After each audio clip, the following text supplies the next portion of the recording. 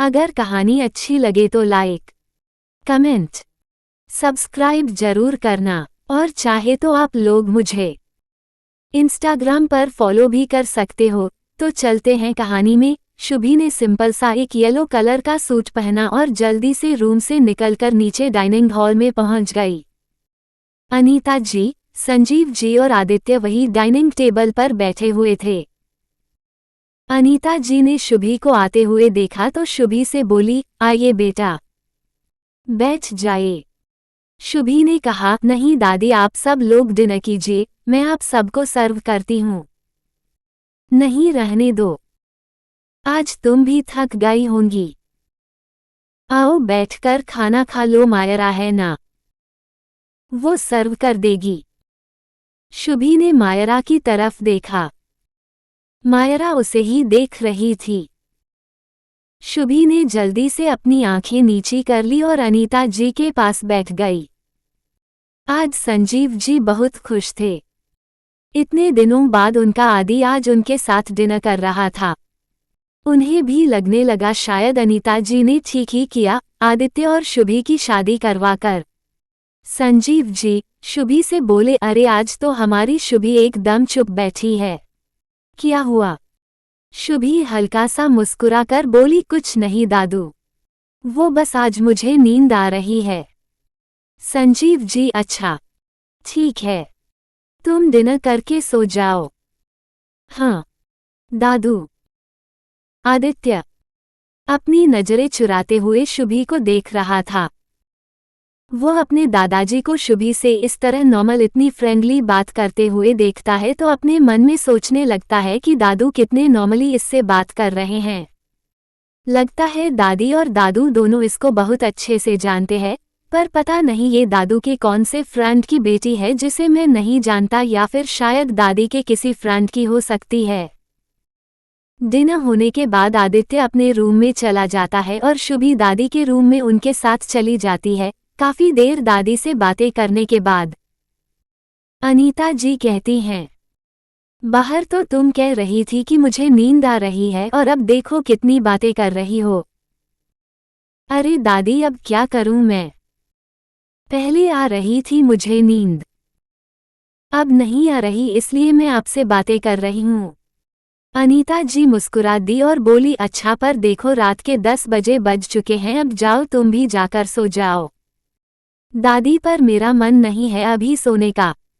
तभी संजीव जी अंदर आते हैं और शुभी से कहते हैं, अगर तुम जाकर नहीं सोने वाली तो तुम्हारी दादी भी नहीं सोएंगे, और अगर यह सही समय पर सोएंगे नहीं तो इनकी तबीयत खराब हो जाएगी, इसलिए तुम भी सो जाओ, अब बाकी की बातें सुबह करना। ठीक है दादू। इतना बोलकर शुभी वहां से अनीता जी के रूम से चली गई। वो अपने रूम की तरफ जाने लगी। आज उसका अपने रूम में जाने का बिल्कुल मन नहीं कर रहा था। वह बार बार यही सोच रही थी कि वह कैसे जाए, कहीं आदित्य ने उसको दोबारा किस कर लिया तो। ये सब सोचते हुए वह धीमे धीमे कदमों से अपने रूम की तरफ बढ़ती है और फिर रूम के पास पहुंचकर चुपचाप अपने रूम का दरवाजा खोलती है तो देखती है कि बेड पर कोई नहीं था। शुभी मन में सोचती है, लगता है ये है ही नहीं रूम में, मैं जल्दी से जाकर सो जाती हूँ। इतना सोचते हुए शुभी ने जल्दी से अपना दुपट्टा निकालकर साइड में सोफे पर रखा और बेड पर चढ़ गई और जल्दी से दुबे तोड़कर लेट गई। इधर अनीता जी और संजीव जी बैठकर बातें कर रहे थे। तभी अनीता जी बोली, मैंने शुभी का एडमिशन करवा दिया है कॉलेज में, परसों से वह कॉलेज जा सकती है। ये काम तुमने बहुत अच्छा किया, कम से कम अब बेचारी बच्ची घर में बोर नहीं हुआ करेगी। हाँ, और जरूरी भी था। उसकी यूजी कंप्लीट हो गई है, मैं चाहती हूँ कि वो अपनी आगे की पढ़ाई जारी रखें। वो तो कभी नहीं कहेगी कि मेरा एडमिशन करा दो, क्योंकि उसका तो पढ़ने में बिल्कुल मन नहीं लगता। संजीव जी हंसते हुए बोले, हाँ मुझे पता है वो पढ़ाई से बड़ी दूर भागती है, पर यह सब भी जरूरी है। हाँ, और उसके लिए एक सरप्राइज भी तैयार किया है मैंने। अच्छा, वह क्या है? अब उसको पता चलेगा तब आपको भी पता चल जाएगा। शुभी काफी देर से सोने की कोशिश कर रही थी, पर आज दिन भर सोने की वजह से वह सो नहीं पा रही थी। उसने अपना दुवेट अपने सर से हटाया और बैठ गई। दादी बोल रही थी कि मैं थक गई होंगी। क्या थक गई होंगी, कुछ काम ही नहीं किया। पर हाँ, मैं वाकई में थक गई हूँ आज दिन भर सो के। अब क्या करूँ, मुझे नींद नहीं आ रही। तभी शुभी की नज़र बालकनी में गई। हाँ, एक काम करती हूँ, थोड़ा बालकनी में बैठती हूँ, शायद नींद आने लगे। ये सोचते हुए शुभी उठी और बालकनी की तरफ बढ़ गई। जैसे ही वह बालकनी की तरफ पहुंची तो देखती है कि आदित्य बालकनी में बैठा हुआ था। वह अपने फ़ोन में कुछ कर रहा था और उसके एक हाथ में सिगरेट जली हुई थी। वह फ़ोन चलाते हुए सिगरेट पी रहा था। शुभी को आदित्य का सिगरेट पीना बर्दाश्त नहीं होता और वो जाकर आदित्य के हाथ से सिगरेट लेकर नीचे फेंक देती है। आदित्य एकदम अपने फ़ोन में घुसा हुआ था। उसे पता ही नहीं चला कि शुभी वहां पर कब आई। जब उसने देखा कि शुभी ने उसकी सिगरेट फेंक दी तो उसे शुभी पर बहुत गुस्सा आने लगा। वह उठकर खड़ा हो गया। उसने शुभी का एक हाथ अपने हाथ से पकड़कर और दूसरे हाथ से उसके गले को पकड़कर उसे दीवार से लगा दिया और फिर उसके हाथ को दबाते हुए उससे बोला, तुम क्या सोचती हो मैं तुमसे कुछ बोल नहीं रहा हूं तो तुम अपने मन का कुछ भी करोगी। यह मत सोचो मुझसे शादी हो गई है तो तुम जैसा चाहोगी मैं वैसा करूंगा। आज सुबह भी मैंने तुमसे मना किया था ना कि मुझे खीर नहीं पसंद, फिर भी तुमने मुझे खीर दे दी। वहां पर सब लोग बैठे हुए थे इसलिए मैंने कुछ नहीं बोला, पर तुम मुझसे और मेरी चीजों से दूर ही रहा करो तो तुम्हारे लिए बेहतर होगा। शुभी तो एकदम से हुई इस हरकत से डर गई थी। वह चुपचाप अपनी आंखें बंद करके खड़ी हो गई थी और आदित्य की बात सुन रही थी। आदित्य भी अब चुप हो गया था। वह देख पा रहा था कि शुभी डर गई है। डरने की वजह से शुभी की सांसें तेज चल रही थी। आदित्य की नज़र शुभी की चेस्ट पर जाती है। शुभी के तेज तेज सांसें लेने की वजह से उसकी चेस्ट अप डाउन हो रही थी। उसने दुपट्टा भी नहीं डाला हुआ था। आदित्य अपने हाथ को शुभी के गले से हटाकर उसके बाजू को पकड़ लेता है और फिर वह शुभी के चेहरे को निहारने लगता है। वह एक बार फिर से शुभी के मासूम से चेहरे में खोने लगा था। उसकी नज़र शुभी के मांग पर जाती है। शुभी ने अपनी मांग में सिंदूर लगाया हुआ था और अपने लंबे बालों में एक रबर बैंड लगाई हुई थी। शुभी के कुछ बाल उसके चेहरे पर आ रहे थे। आदित्य की नज़र उसके चेहरे से होते हुए उसके गर्दन पर पड़ती है। गले में एक छोटा सा मंगलसूत्र था। उसके कॉलर बोन के पास एक तिल भी था। येलो कलर के सूट में शुभी का गोरा रंग और खिल उठा था। आदित्य धीरे से शुभी के गले की तरफ बढ़ने लगा। शुभी जो तब से अपनी आंखें बंद किए हुए खड़ी थी, वह अपनी एक आंख को खोलकर आदित्य को देखती है और फिर अपनी दोनों आंखें खोलकर बोलती है, ये सब मैंने जानबूझकर किया है। क्या आपको पता नहीं है सिगरेट कितनी बेकार होती है, हमारे हेल्थ पर कितना असर पड़ता है इसकी वजह से, और आप फिर भी पी रहे थे। सॉरी आपको बुरा लगा, पर मैं आपको सिगरेट नहीं पीने दूंगी और अगर आपने मुझे डांटा तो मैं आपकी दादी से शिकायत कर दूंगी। आदित्य शुभी की बातों को सुनता है पर वो उसकी बातों को इग्नोर करते हुए अपना फेस शुभी के गले से लगा देता है। उसे शुभी के पास आती हुई खुशबू बहुत अच्छी लग रही थी। शुभी की खुशबू में वो मदहोश होने लगा था। वह धीरे धीरे उसके गले पर किस करने लगा। फिर उसने शुभी के कॉलर बोन के पास वाले तिल पर किस कर दिया। शुभी को आदित्य की इस हरकत की वजह से गुदगुदी सी होने लगती है। वह कसमसाने लगती है। उसके हिलने की वजह से आदित्य की पकड़ शुभी के हाथ पर और कस जाती है। इस वजह से शुभी के हाथ की चूड़ी टूटकर उसके हाथ पर लग जाती है। शुभी दर्द से चिल्ला उठती है। शुभी की आवाज़ सुनकर आदित्य शुभी से दूर होता है और उसके हाथ को छोड़ देता है। जैसे ही वह हाथ छोड़ता है, शुभी के हाथ से टूटी हुई चूड़ी नीचे गिर जाती है। शुभी की आंखों में आंसू छलक आते हैं और वह रोते हुए आदित्य से बोलती है, यह आपने जानबूझकर किया ना, क्योंकि मैंने आपको सिगरेट नहीं पीने दी। आप बहुत बुरे हो। शुभी ने आदित्य को धक्का दिया और वह अंदर चली गई। आदित्य शुभी को ऐसे रोता हुआ देखता है तो उसे बहुत बुरा लगता है। वह जल्दी से शुभी के पीछे पीछे अंदर जाता है। शुभी ड्रेसिंग टेबल के पास खड़े होकर रोते हुए वहां आसपास कुछ ढूंढ रही थी। आदित्य उसके पास जाता है और उसे कहता है, इधर आओ, खून बह रहा है, मैं दवाई लगा देता हूँ। नहीं, मुझे नहीं लगवानी आपसे, मैं खुद लगा लूंगी। आप मुझसे दूर रहो।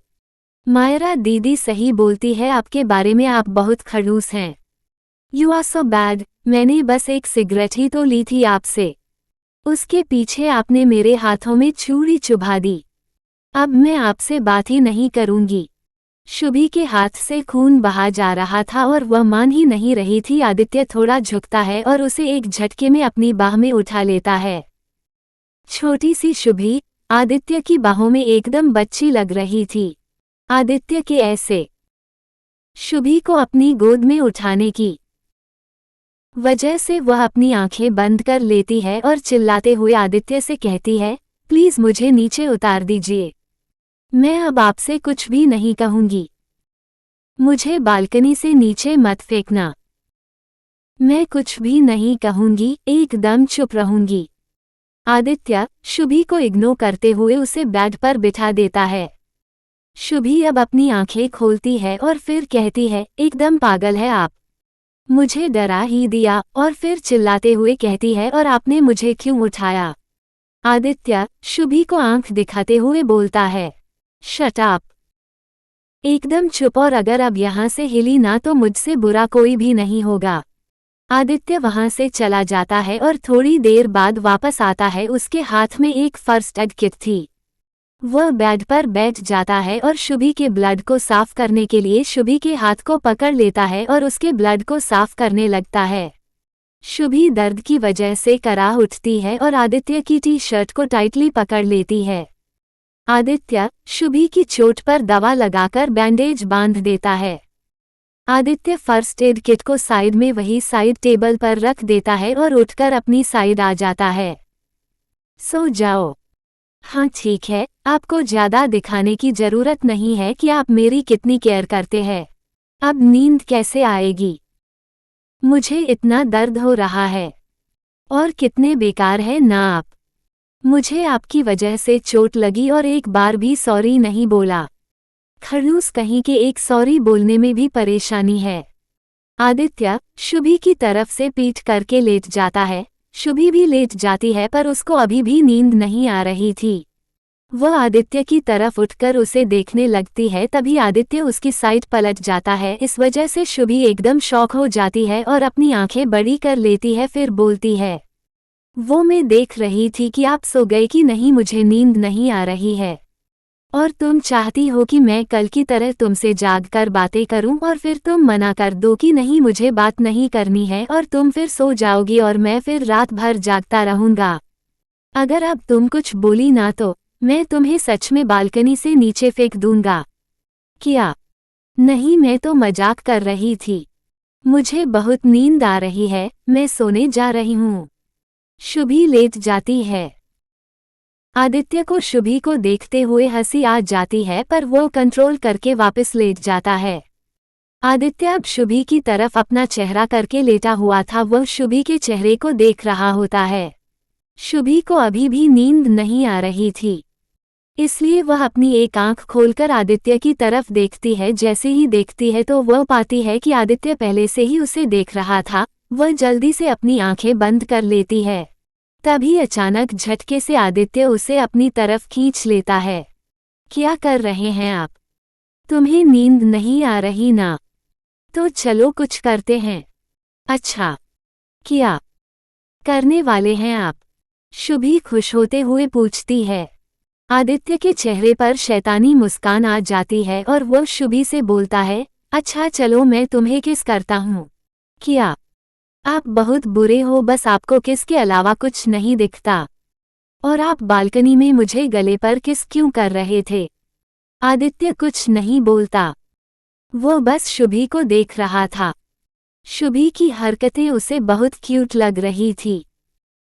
वह पहली लड़की थी जो आदित्य से इतनी बातें कर पा रही थी, वरना आदित्य के सामने इतना ज्यादा बोलना किसी के बस की बात नहीं थी।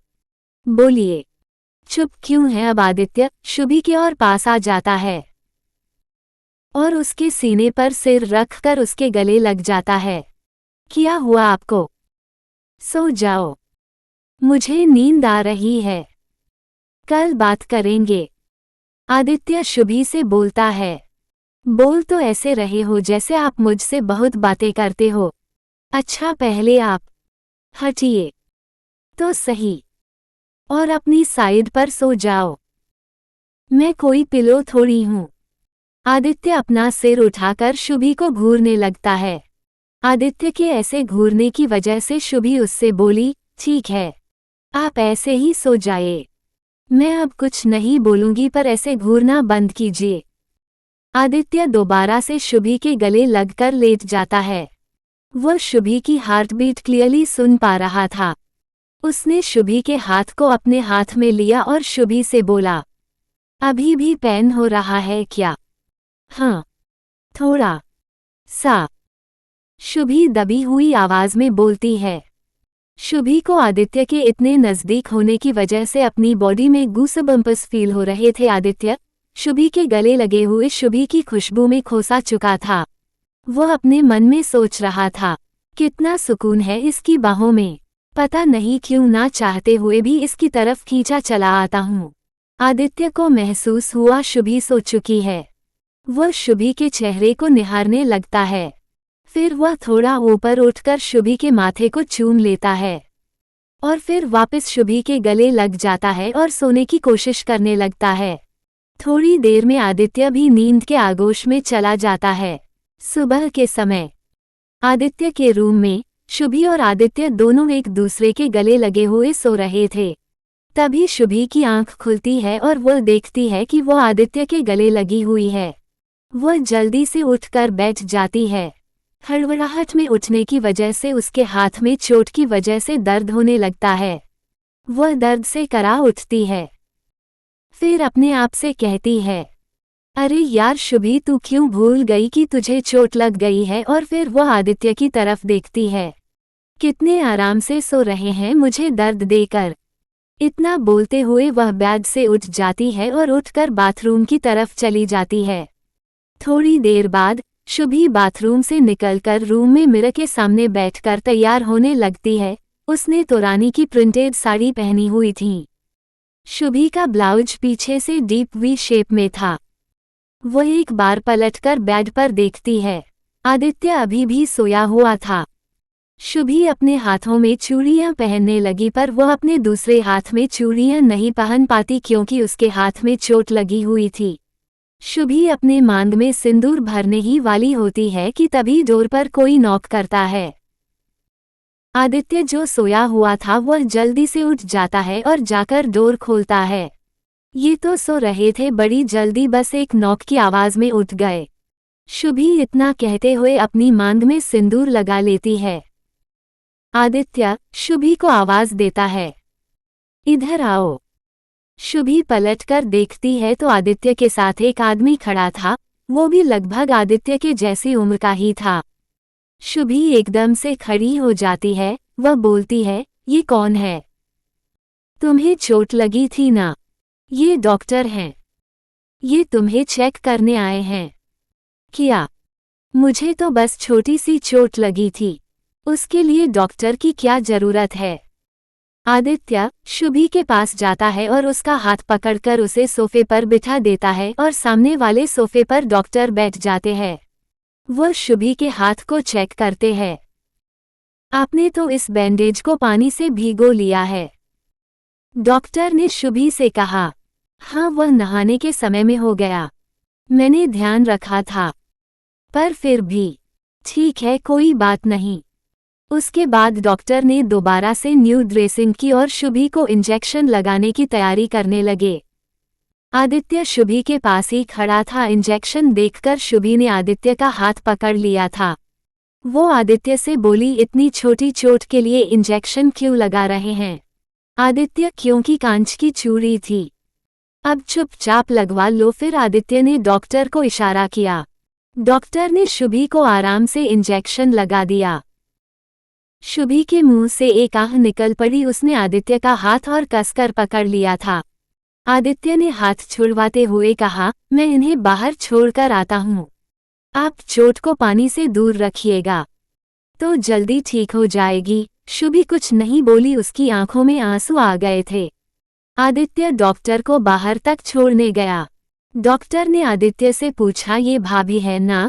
तूने शादी कर ली, बताया भी नहीं। हाँ, पर तू ये किसी को मत बताना कि मैंने शादी कर ली है। ठीक है। डॉक्टर ने आगे और कोई सवाल जवाब नहीं किया। ये है डॉक्टर राकेश मेहता, आदित्य के स्कूल टाइम के फ्रेंड और अब उसके पर्सनल डॉक्टर। राकेश, मैं चला जाऊंगा, तू भाभी के पास जा। हाँ।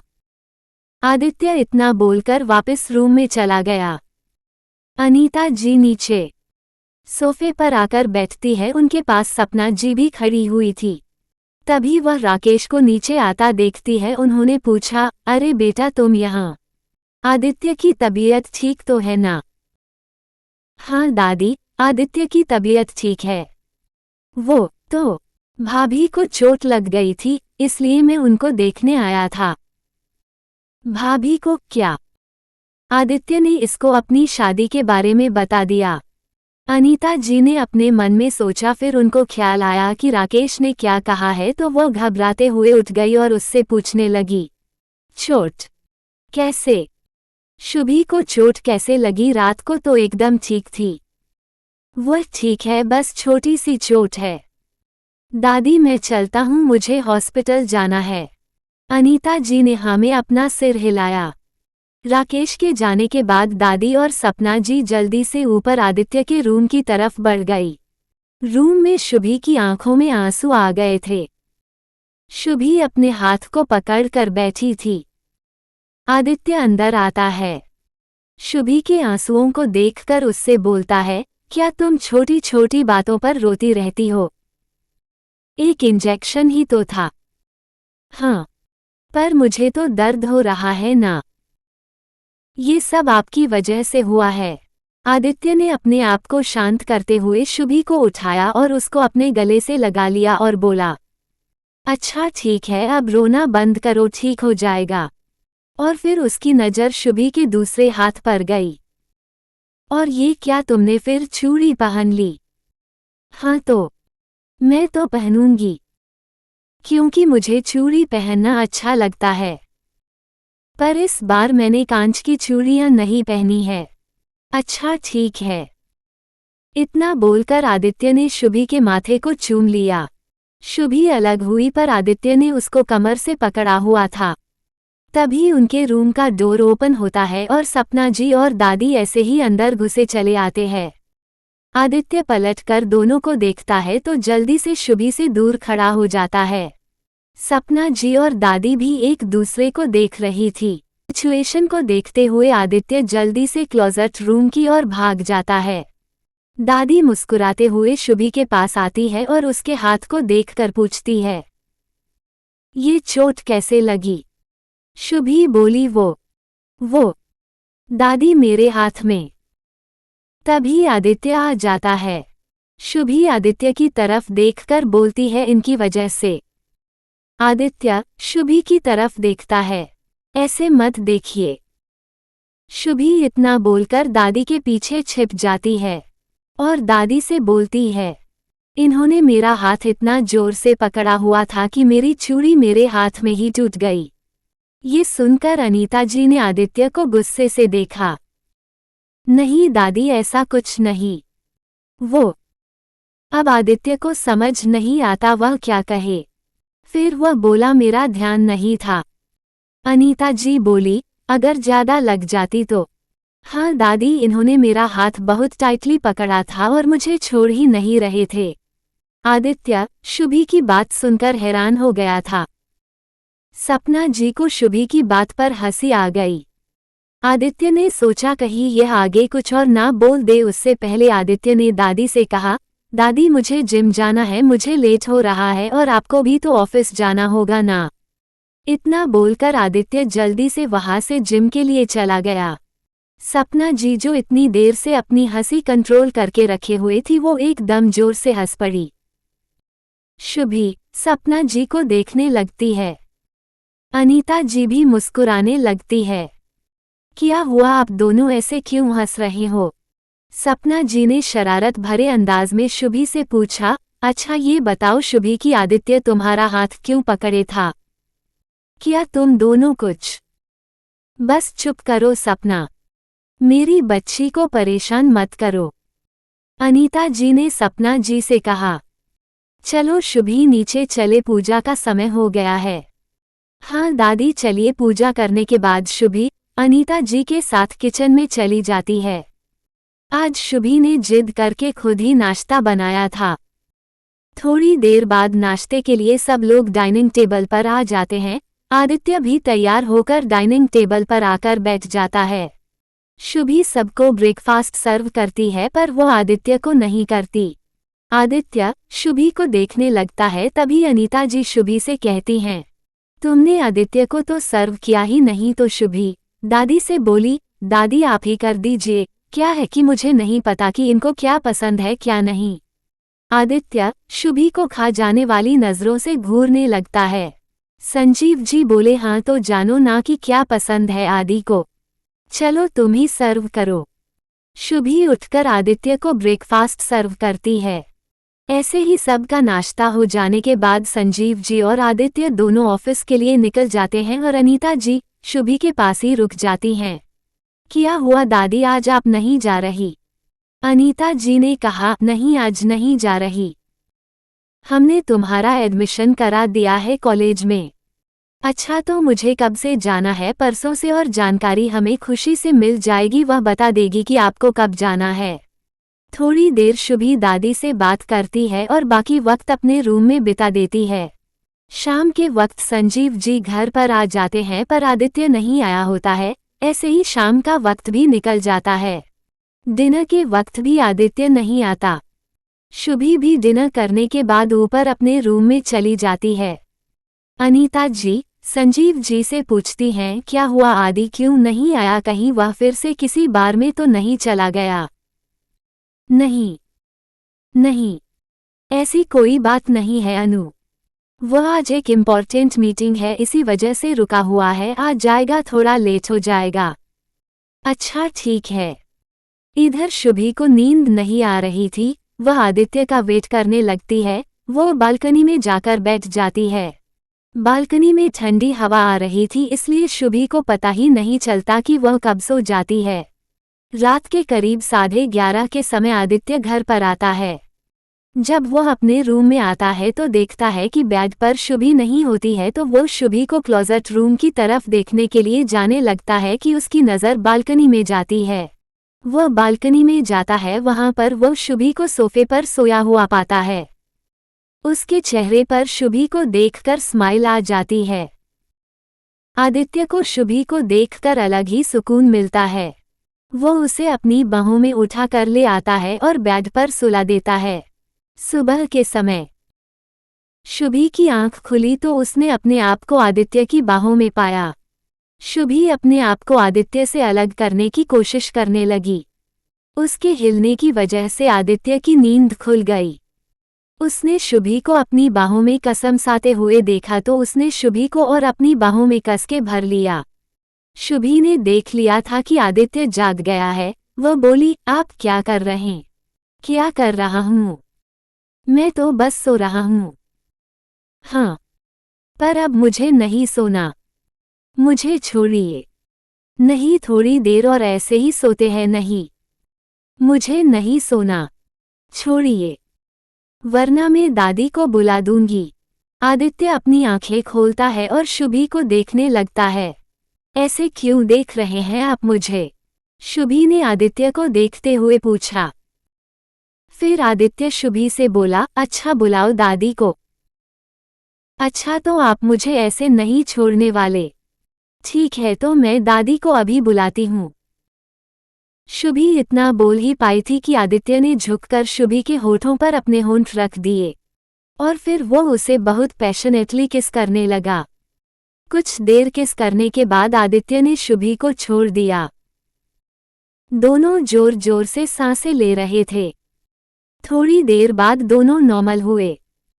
शुभी आदित्य से बोली, आप बहुत बुरे हो, आप मेरा फायदा उठा रहे हो। मैं कुछ बोल नहीं रही तो अब मैं दादी के पास जाकर ही सोया करूंगी। आदित्य शुभी की बात पर हंस देता है।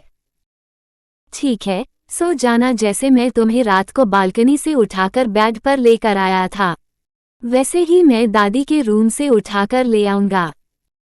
क्या? अच्छा ठीक है, मैं नहीं जाऊंगी, पर अब मुझे छोड़ दीजिए, मुझे वॉशरूम जाना है। अच्छा ठीक है, जाओ। शुभी जल्दी से भागकर रेस्ट रूम में चली जाती है। आदित्य मुस्कुराते हुए वापस से लेट जाता है। थोड़ी देर बाद शुभी नहाकर तैयार होकर नीचे पहुंच जाती है। नीचे खुशी और समीर आए हुए थे। वह अनीता जी के पैर छू रहे थे। शुभी खुशी को देखकर बोली, भाभी, और जल्दी से खुशी के पास जाती है। खुशी शुभी को गले लगा लेती है। अनीता जी बोलती है, आज इन दोनों की फर्स्ट वेडिंग एनिवर्सरी है। क्या? शुभी खुशी को विश करते हुए बोली, हैप्पी एनिवर्सरी भाभी। फिर वह समीर को भी विश करती है। खुशी शुभी से मुस्कुराते हुए बोली, थैंक यू क्यूटीपी। खुशी अनीता जी से बोली, दादी आपको पहले ही बोल दिया था, पर मैं शुभांगी को स्पेशली इनवाइट करने आई हूँ, आप लाना मत भूल जाना। अनीता जी शुभी को देखते हुए बोलती हैं, पर शुभी को हम कैसे लेकर आ सकते हैं? तभी समीर बोलता है, कोई प्रॉब्लम नहीं है दादी, भाभी मेरी कज़न बनकर तो आ सकती है ना, भाभी मेरी बहन बनकर तो आ जाएंगी, फिर तो कोई परेशानी नहीं होगी। हाँ ये ठीक है, अनीता जी ने समीर से कहा। शुभी को अनीता जी और समीर की बात समझ नहीं आई थी। ठीक है दादी, फिर हम दोनों चलते हैं, आप जल्दी आ जाना, शाम को माँ ने कहा है। हाँ। समीर और खुशी दोनों वहां से निकल जाते हैं। समीर गाड़ी में बैठे हुए खुशी से बोलता है, तुमने निशा को क्यों इनवाइट किया? अगर आदित्य को पता चलेगा तो पता नहीं, वह पार्टी में शायद आएगा ही नहीं, तो मैं क्या करूं? निशा मेरी कजिन है, उसे पता चलेगा कि मैंने इतनी बड़ी पार्टी रखी है और उसको नहीं बुलाया तो उसको कितना बुरा लगेगा, तुम खुद सोचो। और वैसे भी आदित्य भैया को परेशानी क्या है निशा दीदी से? उन्होंने तो निशा दी की वजह से इतनी बड़ी डील भी कैंसिल कर दी। कोई परेशानी नहीं है। फिर समीर अपने मन में सोचने लगा, पता नहीं क्या हुआ है आदित्य और निशा के बीच में। अब शाम को पार्टी में आदित्य का सामना निशा शर्मा से होगा तो पता नहीं वो मेरा क्या हाल करेगा, उसको तो लगेगा मैंने उसको इनवाइट किया है। ओ गॉड, आप मुझे क्यों ऐसी सिचुएशंस में डालते हो? एक तरफ वाइफ तो एक तरफ भाई। तभी समीर को खुशी की आवाज आती है, कहाँ खो गए, चलो। हाँ। दोनों मित्तल मिशन से निकल जाते हैं। शुभी के मन में अभी भी यही बात चल रही थी कि दादी ने समीर से यह क्यों कहा कि वह शुभी को पार्टी में कैसे लेकर आ सकती हैं, और फिर समीर ने ये क्यों कहा कि वो उनकी बहन बनकर पार्टी में आ सकती है। शुभी को कुछ भी समझ नहीं आ रहा था। वह ये सब सोचते हुए अपने रूम की तरफ बढ़ जाती है। जैसे ही वह अपने रूम में पहुंचती है, उसका फोन बजने लगता है। फोन की स्क्रीन पर सोनम का नाम शो हो रहा था। शुभी के चेहरे पर मुस्कान आ जाती है। वह जल्दी से सोनम का फोन उठा लेती है। हेलो हेलो, कैसी है मेरी लिटिल सिस्टर? सोनम ने खुश होते हुए पूछा। क्या? कैसी है? इतने दिन से मेरा फोन क्यों नहीं उठा रही थी? मैंने तुझे कितनी बार फोन किया। अरे यार, मैं ना दिल्ली गई हुई थी, मेरी कजिन की शादी थी, तो मुझे वहां जाना पड़ा, और फिर वहां पर जाकर फोन उठाने का टाइम ही नहीं मिला, और मिलता भी तो फिर से कोई आ जाता तो फोन करने का टाइम ही नहीं मिला। फिर मैंने सोचा कि जब मैं आगरा वापस आ जाऊंगी तभी तुझसे बात करूंगी। अच्छा ठीक है। पहले मैंने सोचा था कि मैं तुझसे बहुत गुस्सा रहूंगी, पर ठीक है, मैंने तुझे माफ किया। ये हुई ना बात। अच्छा ये बता, कैसी है तू? और वहां तेरा मन तो लग रहा है ना? मुझे पता है कि तू बहुत बोर हो रही होगी, सोनम ने शुभी से पूछा। हाँ यार, बोर तो हो रही हूँ। पर अब क्या कर सकती हूँ, अब मेरा ना कॉलेज में भी एडमिशन हो गया है यहाँ पर।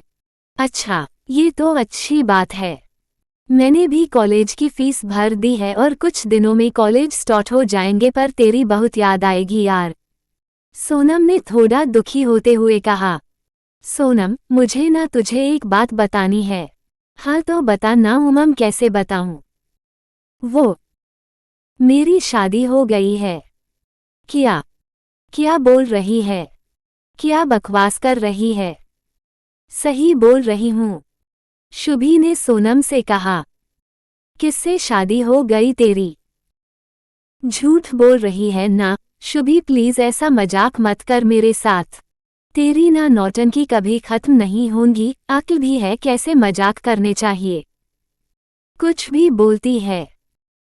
तेरी उम्र जरूर बढ़ रही है पर तेरा दिमाग अभी भी बच्चे जैसा ही रहना है। नहीं यार, मैं सच बोल रही हूँ।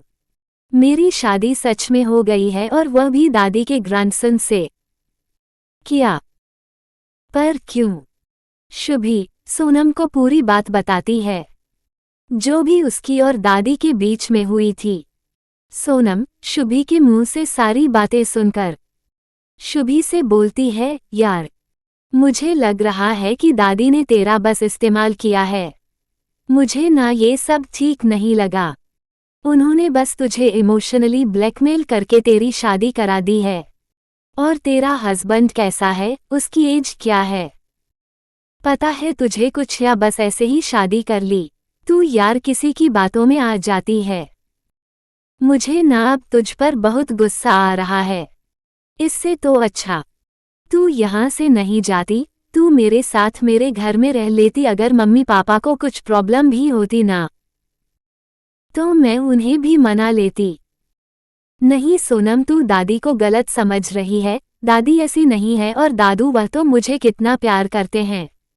दोनों मुझे बहुत प्यार करते हैं और मेरी परवाह भी करते हैं।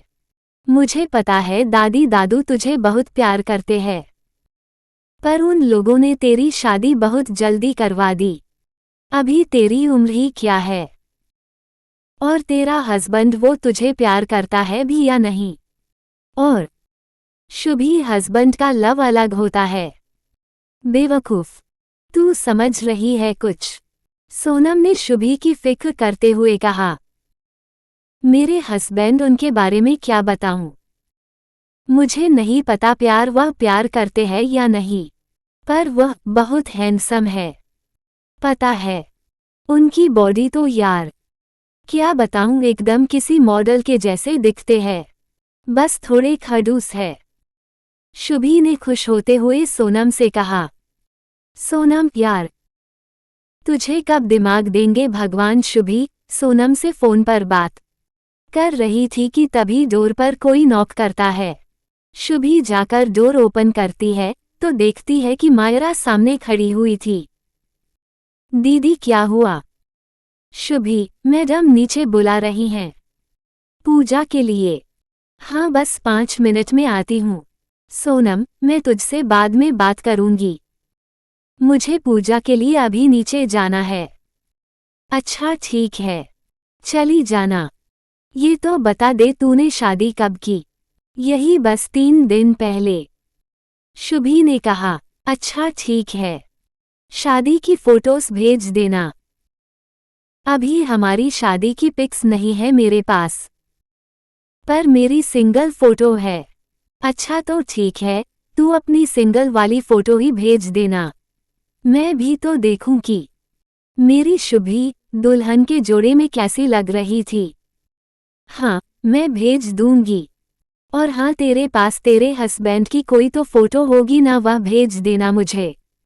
मैं भी तो देखूं हमारे जीजू कैसे दिखते हैं। और फिर मुझे याद से फोन कर लेना, मुझे बहुत सारी बातें करनी है। हाँ बाबा। हाँ। इतना बोलते ही शुभी ने फोन काट दिया। फोन काटने के बाद जब बेड की तरफ देखती है तो देखती है बेड पर आदित्य नहीं था। लगता है जिम गए होंगे। शुभी नीचे आ जाती है। दोनों शुभी और अनीता जी मिलकर पूजा करते हैं और उसके बाद शुभी नाश्ता बनाने के लिए किचन में चली जाती है। इधर आदित्य जिम से लौटकर नहाने के लिए चला जाता है। नहाने के बाद वह तैयार होकर नीचे डाइनिंग एरिया में आ जाता है। संजीव जी आदित्य को देखते हैं तो उनकी खुशी का ठिकाना नहीं रहता। आजकल आदित्य शराब को भी हाथ नहीं लगा रहा था। उन्हें अनीता जी के फैसले पर विश्वास होने लगा था कि शायद उन्होंने ये शादी करवा के सही किया है। आदित्य अपनी जगह पर आकर बैठ जाता है। उसकी नजरें शुभी को ढूंढ रही थी। तभी शुभी किचन में से बाहर निकलकर आती है। अनीता जी शुभी से कहती हैं, बेटा जाओ तुम भी नाश्ता कर लो। नहीं दादी आप कीजिए, मेरा मन नहीं है। क्यों, क्या हुआ? अनीता जी ने थोड़ा परेशान होते हुए पूछा। कुछ नहीं दादी परेशान मत होइए, बस मन नहीं कर रहा है अभी खाने का। मैं बाद में खा लूंगी पक्का। ठीक है बाद में खा लेगी, परेशान मत हो तुम, संजीव जी ने अनीता जी से कहा। अच्छा ठीक है, अनीता जी बोली। मैं आप लोगों को ब्रेकफास्ट सर्व कर देती हूँ। इतना बोलकर शुभी नाश्ता सर्व करने लगती है। आदित्य की नज़र लगातार शुभी को घूरे जा रही थी। शुभी यह नोटिस कर लेती है, ये क्यों मुझे ऐसे देख रहे हैं? कहीं फिर कुछ गलत सर्व कर दिया क्या मैंने? शुभी अपने मन में बोली। सबका नाश्ता हो जाने के बाद आदित्य और संजीव जी दोनों ऑफिस के लिए निकलने लगते हैं। आदित्य एक बार फिर मुड़कर शुभी की तरफ देखता है। सपना जी आदित्य को ही देख रही थी। सपना जी आदित्य से बोली, आदि बाबा आपको कुछ चाहिए क्या? सपना जी के ऐसे पूछने पर आदित्य सकपका गया। नहीं आंटी। इतना बोलकर आदित्य मेंशन के बाहर निकल गया। सपना जी आदित्य को जाता देखकर हंस पड़ी। तभी अनीता जी सपना जी के पास आती हैं। क्या हुआ, क्यों इतना हंस रही हो? कुछ नहीं मैडम जी, बस ऐसे ही आदि बाबा को देखकर हंसी आ गई। मुझे ऐसा लग रहा है मैडम जी आपकी इच्छा जल्दी पूरी हो जाएगी। आपको गुड न्यूज़ जल्दी ही सुनने को मिलेगी। अनीता जी हल्का सा मुस्कुराए और बोली, अभी इतनी जल्दी नहीं सुनने को मिलेगी। शुभी को टाइम लगेगा आदि को अपने करीब लाने में। नहीं मैडम जी, दोनों पहले से ही काफी करीब है। क्या मतलब, क्या कहना चाह रही हो? अनीता जी ने सपना जी से पूछा। हाँ, खुद मायरा ने इन दोनों को किस करते हुए देखा था। बेचारी मायरा दरवाजा बिना नॉक किए अंदर चली गई थी और वहां पर आदि बाबा आप समझ गई होंगी।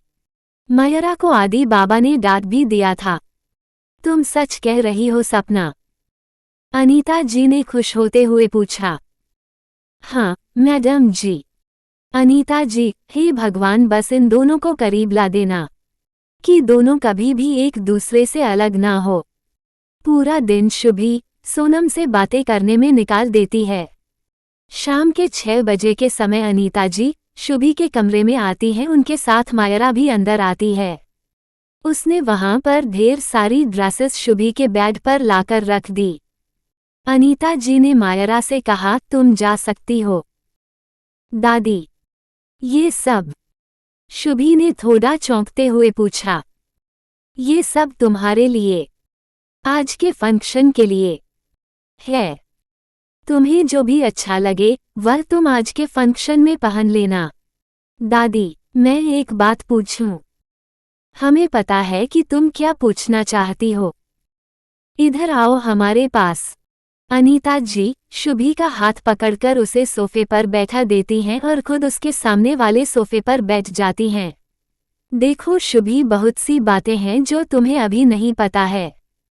तुम्हारी और आदि की शादी के बारे में हमने किसी को नहीं बताया है, बस समीर की फैमिली के अलावा, क्योंकि अभी हम नहीं चाहते कि तुम्हारे बारे में किसी को भी पता चले। आदित्य के कुछ ऐसे दुश्मन हैं जो कि तुम्हें नुकसान पहुंचा सकते हैं। तुम्हें आदित्य की कमजोरी समझकर जब तक मामला ठंडा नहीं हो जाता तब तक हम इस शादी को किसी के सामने ओपन नहीं कर सकते, वरना तुम्हारी जान को खतरा हो सकता है। इसलिए हमने शादी बहुत साधारण तरीके से करवाई है। तुम समझ रही हो ना? मैं आपकी बात समझ रही हूँ दादी कि आप क्या कहना चाहती हैं। मैं किसी को भी पता नहीं चलने दूंगी कि मेरी शादी आदित्य से हुई है। हाँ, अब तुम तैयार हो जाओ और हाँ एक और बात, आज तुम ये सिंदूर और मंगलसूत्र मत पहनना। नहीं दादी, मैं मंगलसूत्र नहीं उतार सकती। मैं इसको पहन कर जाऊंगी। पर अगर तुम ये सब। तभी शुभी ने अनीता जी को बीच में रोकते हुए कहा, आप इसकी फिक्र ना करें दादी, देखना मैं ऐसे तैयार होंगी कि किसी को पता भी नहीं लगेगा कि मेरी शादी हो चुकी है। अच्छा ठीक है, तो हम मेकअप आर्टिस्ट को भेज देते तुम्हारे पास, वह तुम्हें जल्दी से तैयार कर देगी। नहीं दादी, मुझे नहीं तैयार होना उनसे, वह इतनी देर तक तो मुझे बैठा कर रखती हैं और फिर इतना सारा कुछ पोत देती है मेरे चेहरे पर। मैं अपने तरीके से तैयार होंगी। ठीक है, तैयार हो जाए। हम भी तैयार होकर आते हैं। लगभग 2 घंटे बाद अनीता जी शुभी के कमरे में जाती हैं तो वह अपने सामने शुभी को देखती हैं। तो वह उसे देखती रह जाती हैं। वह बहुत ही सुंदर लग रही थी। शुभी ने एक लॉन्ग व्हाइट कलर का अनारकली सूट पहना हुआ था जिसने उसके गले को अच्छी तरीके से कवर कर लिया था। अब शुभी का मंगलसूत्र भी नहीं दिख रहा था। अनीता जी बोली, चलो ये अच्छा है शुभी कि इसमें तुम्हारा मंगलसूत्र नहीं दिख रहा है। और तुमने ठीक किया जो मांग नहीं भरी। नहीं दादी, मैंने मांग भरी है। बस बन को इस तरीके से बनाया है कि उसमें दिख नहीं रही है। अरे वाह, मेरी शुभी तो बड़ी होशियार है। अनीता जी ने मुस्कुराते हुए कहा। पर दादी, एक प्रॉब्लम है। मैं इन बिछिया का क्या करूं, ये तो मेरे पैरों में दिख रहे हैं। अनीता जी कुछ सोचते हुए बोली। रुको। फिर उसके बाद उन्होंने किसी को फोन किया, 15 मिनट रुक जाओ, तुम्हारी प्रॉब्लम का सलूशन मेरे पास है। 10 मिनट बाद मायरा 2 बॉक्स लेकर आती है। शुभी, इनमें से तुम कोई सी भी फुटवियर ट्राई कर लो, इनमें से किसी में भी तुम्हारे बिछिए नहीं दिखेंगे। शुभी ने सरप्राइज होते हुए कहा, अरे वाह दादी, आपने क्या घर में मॉल खोल रखा है क्या? सब मिल जाता है। और तो और अब ऐसे ही देख लीजिए, मैंने तो अपनी ब्लाउज की फिटिंग कभी आपको नहीं दी पर आपने मेरी सारी साड़ियों की ब्लाउज पहले से ही रेडी करवा लिए। हमें कैसे नहीं पता होगा, तुम्हारे सारे कपड़े आज तक हमने ही सेलेक्ट किए हैं। तो हमें तुम्हारी फिटिंग नहीं पता होगी क्या? चलो अब, हमें लेट हो रहा है। वैसे हम और तुम्हारे दादू दूसरी गाड़ी में जाएंगे और तुम दूसरी में। हाँ चलिए दादी। बिंदल मेंशन। रात के 9 बजे के समय आदित्य अपनी गाड़ी से उतरता है। आदित्य को देखते ही सारे रिपोर्टर जल्दी से आदित्य के पास आकर उसकी फोटोज क्लिक करने लगे। समीर आदित्य के पास आता है, तूने बड़ी देर कर दी आने में। हाँ यार, आज तू नहीं आया था तो सारा काम मुझे देखना पड़ा। हाँ चल ठीक है। आदित्य के आते ही रिपोर्टर्स में जैसे खलबली सी मच गई। आदित्य का एक अलग ही ऑरा था। अपने 3 साल की मेहनत में उसने काफी कामयाबी हासिल कर ली थी। आज उसका नाम इंडिया के टॉप विलियर्स में गिना जाता था। लड़कियां उसके पीछे दीवानी थी। लड़कियों के लिए वह मोस्ट एलिजिबल बैचलर था। आदित्य ने बिना कोई फोटोज क्लिक करवाए समीर के साथ अंदर पार्टी में आ गया। क्योंकि उसे अपनी लो प्रोफाइल रखना पसंद था, उसे अपनी कोई फोटो वगैरह खींचवाना बिल्कुल पसंद नहीं था। आदित्य ने अंदर जाते ही सबसे पहले खुशी को विश किया। उसके बाद हर्षवर्धन जी और समीर के मम्मी पापा के पैर छुए। आदित्य समीर साथ में खड़े थे, तभी समीर का फोन बजने लगा। मैं अभी आता हूँ, इतना बोलकर समीर आदित्य के पास से चला गया। आदित्य खड़ा हुआ था कि तभी किसी ने पीछे से आकर उसे गले लगा लिया। हेलो डार्लिंग, आजकल तो तुम मुझसे बात ही नहीं करते। आदित्य ने पलटकर देखा तो श्रुति खड़ी हुई थी उसके पास।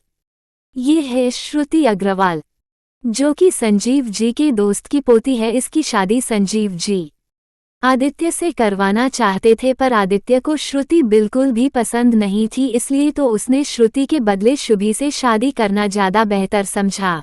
श्रुति अब सामने से आदित्य के गले लग गई और फिर उसको गाल पर किस कर लिया।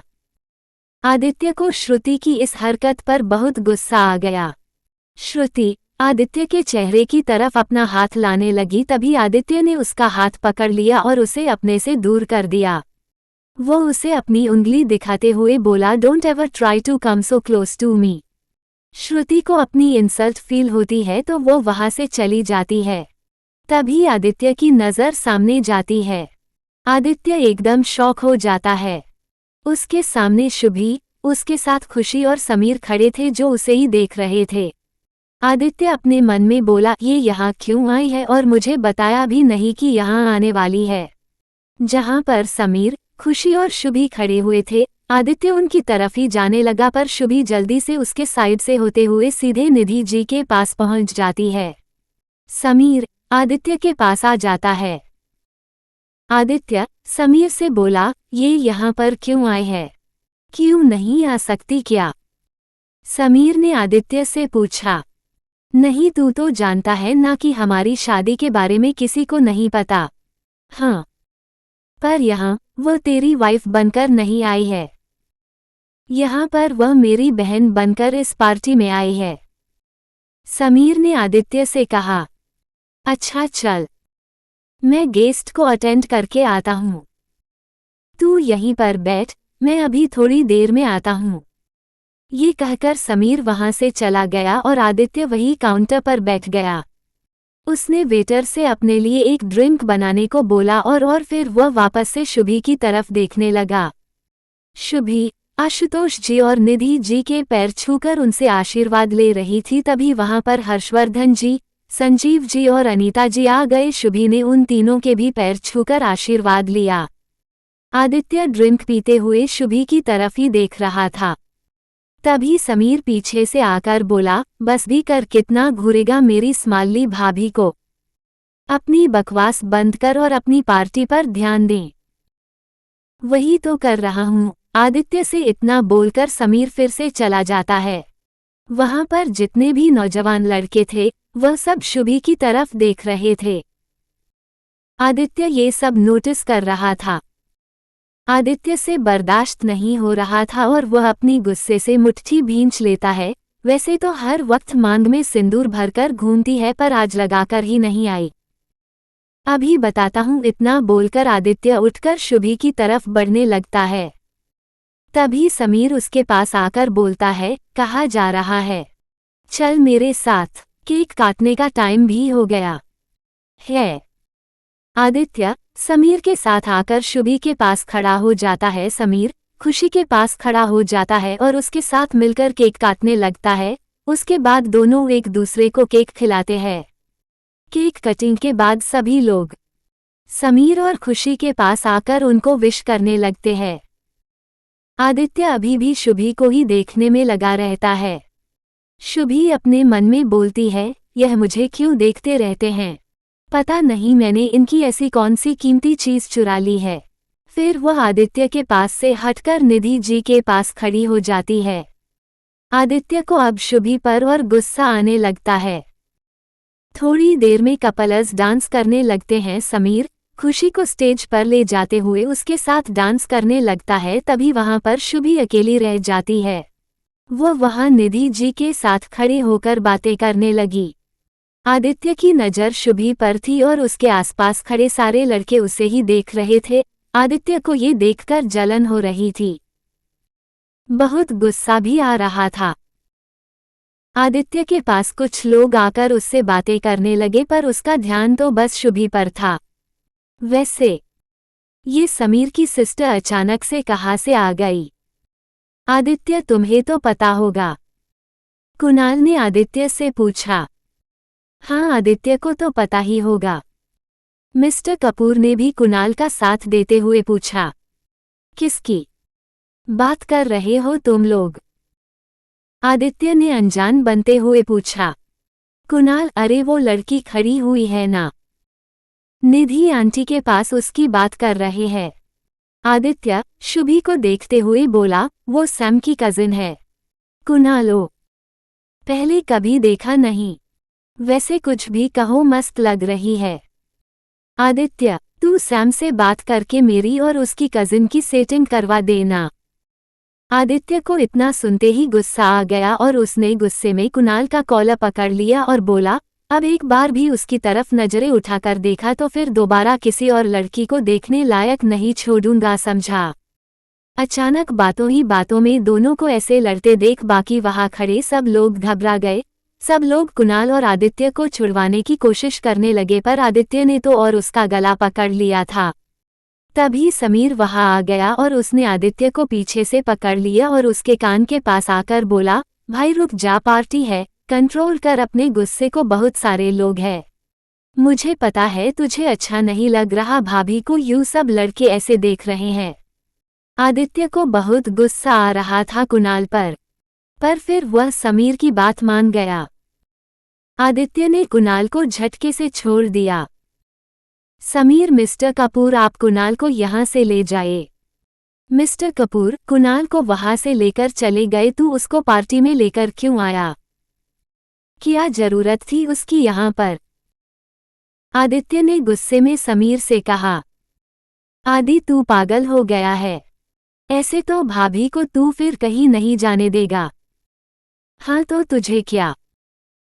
तभी आदित्य कुछ सोचते हुए समीर से बोलता है, सुन, मेरा एक काम कर दे। हाँ बोल। मैं टेरेस पर जा रहा हूँ, तू शुभी को वहां टेरेस पर भेज दे। कौन शुभी? शुभांगी, मेरी वाइफ, उसका नाम है शुभी। समीर ने आदित्य को छेड़ते हुए कहा, वाह, वैसे तो तुझे ये शादी करनी नहीं थी और शादी कर ली तो 3 दिन में ही बंदा बदल गया और भाभी का निकनेम भी रख दिया। आदित्य समीर को घूरने लगता है तो समीर उससे बोलता है, अच्छा ठीक है, मैं भेजता हूँ। आदित्य समीर के घर के टेरेस पर चला जाता है। वहां रेलिंग के पास खड़ा होकर वह सिगरेट पीने लगा और शुभी का इंतजार करने लगा। शुभी, भाभी हम कहाँ जा रहे हैं? पार्टी तो बाहर चल रही है। खुशी, कुछ नहीं शुभी, बस मैं तुम्हें किसी से मिलवाना चाहती हूँ। पर इतनी ऊपर क्यों जाना है? मुझे तो ऐसा लग रहा हम टेरेस पर जा रहे हैं। शुभी ने खुशी से पूछा। हाँ, टेरेस पर ही जा रहे हैं। खुशी ने शुभी से कहा। क्या हम नीचे नहीं मिल सकते? शुभी ने खुशी से पूछा। खुशी कुछ नहीं बोलती और शुभी भी चुप होकर उसके पीछे पीछे चलने लगती है। तभी वह दोनों टेरेस पर पहुंच जाते हैं।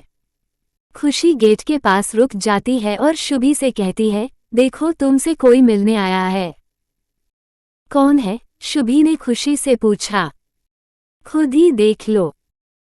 तो शुभी खुशी से आगे निकलकर देखने लगती है पर उसे कोई भी नहीं मिलता। तब वो पीछे मुड़कर खुशी से कहती है, भाभी यहाँ तो कोई भी नहीं। इतना ही बोल पाती है कि वो देखती है कि वहां पर खुशी थी ही नहीं। ये कहाँ चली गई? ओ गॉड, मुझे ऐसे अकेले छोड़कर चली गई। शुभी वापस जाने लगती है तभी कोई उसका हाथ पकड़ लेता है। अचानक ऐसे हाथ पकड़ने की वजह से शुभी घबरा जाती है और वह डरने की वजह से अपनी आंखें बंद कर लेती है। फिर वह हिम्मत कर पीछे मुड़कर देखती है तो आदित्य खड़ा हुआ था, उसका हाथ पकड़कर। आदित्य को देखकर वह हैरान हो जाती है और चिल्लाते हुए उससे कहती है, आप यहाँ क्या कर रहे हैं? आपने तो मुझे डरा ही दिया था। आदित्य शुभी को एक झटके के साथ अपने बेहद करीब कर लेता है। दोनों अब एक दूसरे के बहुत करीब थे। आदित्य शुभी की कमर पर अपने दोनों हाथ रख लेता है। फिर आदित्य शुभी से बोलता है, तुमने आज मंगलसूत्र क्यों नहीं पहना और सिंदूर क्यों नहीं लगाया? किसने कहा मैंने नहीं लगाया? लगाया तो है पर वो आपको दिखेगा नहीं। शुभी ने खुश होते हुए कहा। मैंने अपना मंगलसूत्र छुपा लिया है। पर क्यों छुपाया है? तुम यहाँ पर पहनकर आ सकती थी। मंगलसूत्र पर थोड़ी ना मेरा नाम लिखा हुआ है जो तुम्हें मंगलसूत्र में यहाँ पर सब लोग देखते तो देखते ही कहने लगते कि यह मैसेज आदित्य मित्तल है। ओह, हाँ, ये तो मैंने सोचा ही नहीं, पर दादी ने कहा था कि मुझे मंगलसूत्र नहीं पहनकर जाना चाहिए, इसलिए मैंने छुपा लिया। मुझे पता है तुम्हारे पास दिमाग की बहुत कमी है, आदित्य शुभी से बोला। क्या? और आप मेरे इतना करीब क्यों खड़े हुए हैं? चलिए थोड़ा दूर हटिए। इतना सुनते ही आदित्य को गुस्सा आने लगता है और वह शुभी पर अपनी पकड़ और कस देता है। यह क्या कर रहे हैं आप? मुझे छोड़िए। नहीं छोड़ने वाला। आदित्य के इतना बोलते ही शुभी उससे बोलती है, आपने अभी सिगरेट पी है ना? मुझे स्मेल आ रही है। मैंने आपसे कहा था ना कि आप सिगरेट नहीं पिएंगे, और फिर भी आपने पी ली। मुझसे बात मत कीजिए अब आप, और मैं जा रही हूँ। इतना बोलते ही शुभी अपने आप को छुड़ाने लगती है, पर वो आदित्य से अपने आप को छुड़ा नहीं पाती है। क्या कर रहे हैं आप? मुझे छोड़िए, वैसे भी सब हमारा नीचे वेट कर रहे होंगे। आदित्य, नहीं, हम कहीं नहीं जा रहे हैं। हम जब तक पार्टी खत्म नहीं हो जाती यहीं पर रुकेंगे। वैसे भी मैं यहाँ पर नहीं रुकना चाहता। मुझे घर जाना है, पर अगर मैं इतनी जल्दी घर चला जाऊंगा तो सैम को बुरा लगेगा, इसलिए मैं और तुम यही टेरेस पर ही रुकेंगे। पर क्यों? मुझे नीचे जाना है, पता है। मैंने अभी कुछ भी नहीं खाया है। पार्टीज में आकर कुछ खाया नहीं तो क्या फायदा ऐसी पार्टी में आने का? देखिए अब मुझे छोड़िए, वरना मैं आपको काट लूंगी। क्या? आदित्य ने चौंकते हुए कहा। हाँ, छोड़िए अब। आदित्य शुभी को छोड़ने की वजह उसे अपने और करीब करके उसके गले लग जाता है। अरे क्या कर रहे हैं? छोड़िए। नीचे सारा खाना खत्म हो जाएगा, फिर मैं क्या खाऊंगी? आदित्य को शुभी की बातों पर हंसी आ रही थी, पर वो उसे छोड़ता नहीं है। आदित्य शुभी को अपने गले से लगाए हुए खड़ा था। शुभी आदित्य से बोली, चलिए ना, सारा खाना खत्म हो जाएगा, फिर मैं क्या खाऊंगी? तुम्हें खाना है ना? तो मैं यहाँ पर मंगवा देता हूँ। क्या? सच में? शुभी एकदम खुश हो जाती है। वह खुश होते हुए बोलती है, पहले मैं देख तो लूं क्या क्या है खाने में। शुभी अपने आप को आदित्य की पकड़ से छुड़वाते हुए जल्दी से रेलिंग के पास जाकर खड़ी हो जाती है और नीचे देखने लगती है। गार्डन थोड़ा दूर होने की वजह से उसे कुछ भी नहीं दिख रहा होता है। फिर वह अपनी मायूस सी शक्ल बनाकर आदित्य के पास वापस आ जाती है। यहाँ से तो कुछ भी नहीं दिख रहा है, मैं अब क्या बताऊं कि मुझे क्या खाना है? क्या मैं नीचे जाऊं, वहां खा लूंगी? आदित्य कुछ नहीं बोलता और शुभी से थोड़ा दूर जाकर फोन पर किसी से बात करने लगता है। शुभी अपने मन में बोलती है, चुपचाप से निकल जाती हूँ। ये सोचते हुए वह दबे पांव वहां से निकलने लगती है कि तभी आदित्य पीछे से बोलता है, नीचे जाने की सोचना भी मत। शुभी पकड़े जाने की वजह से अपनी दोनों आंखें बंद कर लेती है और फिर पलटकर बोलती है, अरे नहीं, वह तो मैं टेरेस देख रही थी, बहुत अच्छा है, काफी बड़ा है। आदित्य उसके पास आकर उसके हाथ को पकड़कर पास में पड़े हुए सोफे पर ले जाकर उसे बिठा देता है। शुभी लगातार आदित्य को देखे जा रही थी। आदित्य फिर उससे पूछ ही लेता है, क्या हुआ, ऐसे क्यों देख रही हो? शुभी अपना मुंह बनाते हुए उठ जाती है और जाकर थोड़ी दूर खड़ी हो जाती है। फिर वो बोलती है, मैं आपसे ना बहुत गुस्सा हूँ। आदित्य शुभी के पास आकर उसके पीछे से गले लग जाता है और फिर उसके कंधे पर अपना सिर रखकर बड़े प्यार से बोलता है, क्यों? क्या हुआ? शुभी अपना मुंह फुलाए हुए बोली, क्योंकि आपने हमारी शादी को सबसे छुपा कर रखा है। इस वजह से आज मैं कपल डांस भी नहीं कर पाई, और पता है, मैंने कपल डांस कभी भी नहीं किया है। मुझे आपके साथ डांस करना था। बस इतनी सी बात के लिए गुस्सा हो? अब जब हम अपनी शादी की अनाउंसमेंट करेंगे ना, तब मैं उसमें एक ऐसी ही बड़ी पार्टी दूंगा। फिर हम दोनों सबके सामने कपल डांस भी करेंगे। शुभी खुश होते हुए बोली, सच्ची? पर आप कब करेंगे अनाउंसमेंट? आदित्य, जल्दी करूंगा। शुभी पलटकर आदित्य के गले लग जाती है। आदित्य के फेस पर स्माइल आ जाती है और वो कसकर शुभी को अपनी बाहों में भर लेता है। आदित्य का फोन बजता है। फोन के आने की वजह से आदित्य का ध्यान टूटता है। तब वो फिर शुभी को अपने आप से दूर करके टेरेस के डोर के पास जाता है। शुभी वहीं वापस सोफे पर बैठ जाती है। तभी आदित्य उसके पास आता है। उसके हाथ में एक बड़ी सी ट्रे थी। शुभी खुश होते हुए उससे पूछती है, क्या ये सब मेरे लिए है? आदित्य अपना सिर हाँ में हिला देता है। शुभी जल्दी से उसके हाथ से ट्रे ले लेती है और वही सेंटर टेबल पर रखकर खाने लगती है। आदित्य बस उसी को देख रहा होता है और अपने मन में बोलता है, ये बिल्कुल बच्ची है। शुभी का पूरा ध्यान अपने खाने पर था, पर फिर तभी उसकी नज़र आदित्य पर पड़ जाती है। वो उसे ही देख रहा था। वो अपने मन में सोचती है, अरे यार, मैंने इन्हें तो पूछा ही नहीं। कोई नहीं, अभी पूछ लेती हूँ। फिर वह आदित्य से बोलती है, आप भी खा लीजिए ना। आदित्य मना कर देता है, पर फिर वो कुछ सोचकर शुभी के पास आकर बैठ जाता है। शुभी अपने हाथ में जो बाइट लिए हुए थी वो आदित्य के मुंह के सामने करके उसे खाने का इशारा करती है, पर आदित्य फिर से अपना सिर ना में हिला देता है तो शुभी खुद ही खा लेती है। थोड़ी देर में शुभी पूरा खाना खत्म कर देती है। आदित्य सरप्राइज होकर शुभी की तरफ ही देख रहा था। तुम कितना खाती हो? छोटी सी हो और इतना सारा खाना अकेले खा गई। हाँ, तो मैंने आपसे कहा तो था कि आप भी खा लीजिए, पर आपने खाया ही नहीं। आदित्य वहां से उठकर शुभी से थोड़ा दूर जाकर फोन पर किसी से बात करने लगता है। फिर वह शुभी के पास वापस आता है और शुभी से बोलता है, तुम अब घर चली जाओ। क्या? पर पहले मुझे दादी को तो बता देने दीजिए और मैं अकेले नहीं जाऊंगी। आप भी चलिए मेरे साथ। नहीं, मैं थोड़ी देर में आऊंगा, तुम चली जाओ। ठीक है। शुभी जाने लगती है, पर तभी आदित्य उसके हाथ को पकड़ते हुए उसे अपने पास खींच लेता है। क्या हुआ? आदित्य उसके थोड़ा करीब होते हुए थोड़ा सा झुककर उसके होठों पर हल्के से किस करता है और फिर कहता है, मैं थोड़ी देर में घर वापस आ जाऊंगा। शुभी अपनी आंखें बड़ी कर लेती है आदित्य की इस हरकत की वजह से। वह अभी भी आदित्य को देख रही थी। तभी उसके दिमाग में सोनम की बात याद आ जाती है, क्या तेरा हस्बैंड तुझसे प्यार करता है? शुभी आदित्य से पूछती है, आपने मुझे किस क्यों किया? आदित्य चुप हो जाता है, क्योंकि उसके पास भी इसका जवाब नहीं था। फिर वो कुछ सोचते हुए बोलता है, मैं तुम्हारा हस्बैंड हूँ, मैं तुम्हें किस कर सकता हूँ।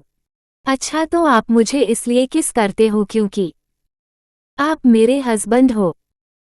तो फिर बॉयफ्रेंड अपनी गर्लफ्रेंड को किस क्यों करता है? नहीं, मेरा मतलब वो तो उसका हस्बैंड नहीं है ना। शुभी की बात सुनते ही आदित्य को गुस्सा आ गया और उसने शुभी के दोनों बाजुओं को कसकर पकड़ते हुए अपने दांत पीसते हुए कहा, ये तो तुम्हें अपने बॉयफ्रेंड से पूछना चाहिए था कि उसने तुम्हें किस क्यों किया।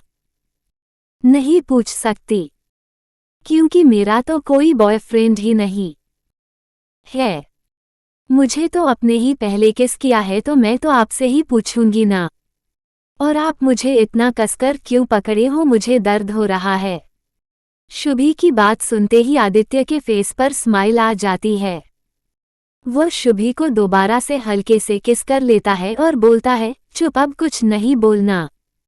मैं घर पर आकर तुम्हें अच्छे से समझा दूंगा कि मैं तुम्हें क्यों किस करता हूँ।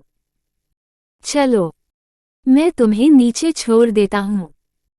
पर आप कैसे मुझे छोड़ने जाएंगे?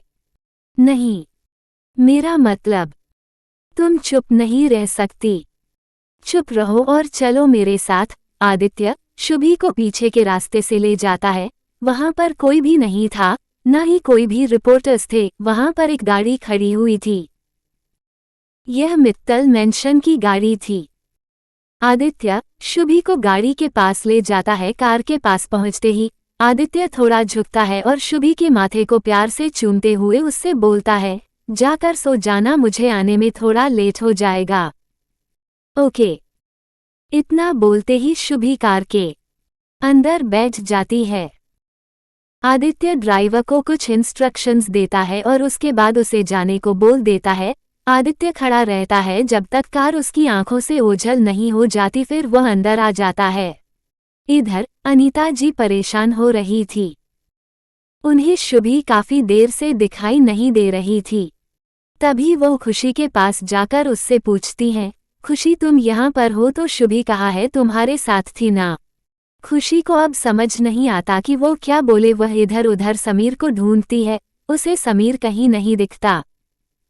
बताओ कहाँ है शुभी? वह दादी शुभी ना आदि भैया के साथ ऊपर टेरेस पर है। अनीता जी क्या? खुशी को सामने से आदित्य आते हुए दिखता है तो वह अनीता जी से बोलती है, दादी आदि भैया आ रहे हैं, आप उनसे पूछ लीजिए। इतना बोलते ही खुशी चुपचाप से जल्दी से अनीता जी के पास से निकल जाती है। अनीता जी आदित्य के पास जाती हैं, शुभी और तुम ऐसे कैसे साथ में यहाँ पर घूम सकते हो? तुम ही तो चाहते थे कि तुम्हारी शादी के बारे में किसी को ना पता चले और तुम ही उसके साथ ऐसे घूम रहे हो। नहीं दादी, उसको नींद आ रही थी, उसको घर जाना था, इसलिए बस मैंने ड्राइवर को बोलकर उसे घर वापस भेज दिया। अच्छा ऐसा कुछ था तो फिर उसने हमें क्यों नहीं बताया? और तुम उसे टेरेस पर क्यों लेकर गए थे? आदित्य को समझ में नहीं आता कि वो दादी को क्या जवाब दे। तभी वह समीर को देखता है, दादी मैं अभी आता हूँ, मुझे सैम बुला रहा है। इतना बोलकर जल्दी से आदि वहां से निकलने लगता है। तभी अनीता जी उसे रोककर बोलती हैं, हम लोग भी घर जा रहे हैं, तुम जल्दी आ जाना। ओके दादी। आदित्य समीर के पास आकर खड़ा हो जाता है। समीर, अरे भाई तू इतनी जल्दी कैसे वापस आ गया? आदित्य तू ना ज्यादा अपना दिमाग मत चला। समीर हंसने लगता है। आदित्य वही बार काउंटर पर जाकर अपने लिए एक ड्रिंक बनाने को बोलता है। ड्रिंक करते हुए आदित्य शुभी के बारे में ही सोच रहा था। उसको बार बार शुभी की बात याद आ रही थी। मुझे तो आपने ही पहले किस किया है। आदित्य के फेस पर स्माइल आ गई थी। Hello mister Mittal. आदित्य अपने होश में वापस आता है। Hello mister Shyam. समीर आदित्य को नोटिस कर रहा था। मिस्टर श्याम के जाने के बाद समीर आदित्य को छेड़ने वाले अंदाज में कुछ बोलने ही वाला होता है कि तभी पीछे से आकर कोई आदित्य के कंधे पर हाथ रखता है। वह पीछे पलटता है तो पीछे लगभग 5.6 फुट या 5.7 फुट हाइट, गोरा रंग, मेकअप से पुती हुई, एक प्यारी सी ऑफ शोल्डर गाउन पहने हुई एक लड़की खड़ी हुई थी। आदित्य एकदम शॉक हो गया था। उसके एक्सप्रेशन अचानक से कोल्ड हो गए थे। वह पलटकर सामने गुस्से से समीर को देखने लगता है। समीर भी आदित्य के पीछे देखता है। जैसे ही समीर देखता है वह जल्दी से वहां से भाग जाता है। अब वहां पर सिर्फ आदित्य और वह लड़की खड़े हुए थे। Hello mister Mittal. आदित्य कुछ नहीं बोलता, वह चुपचाप वहां से उठकर जाने लगता है। तभी वह लड़की आदित्य का हाथ पकड़कर उसे रोक लेती है। क्या हुआ मिस्टर मित्तल, इतनी जल्दी भूल गए मुझे? पर कोई बात नहीं, मैं वापस आ गई हूं ना, तो मैं आपको सब याद दिला दूंगी। वह लड़की फिर से बोली, आपके लिए ही तो वापस आई हूं। तभी खुशी और समीर वहां आ जाते हैं। खुशी, हे निशा तुम आ गई, कितना लेट कर दिया आने में। अगर कहानी अच्छी लगे तो लाइक, कमेंट, सब्सक्राइब जरूर करना। और चाहे तो आप लोग मुझे इंस्टाग्राम पर फॉलो भी कर सकते हो। तो मिलते हैं अगले पार्ट में।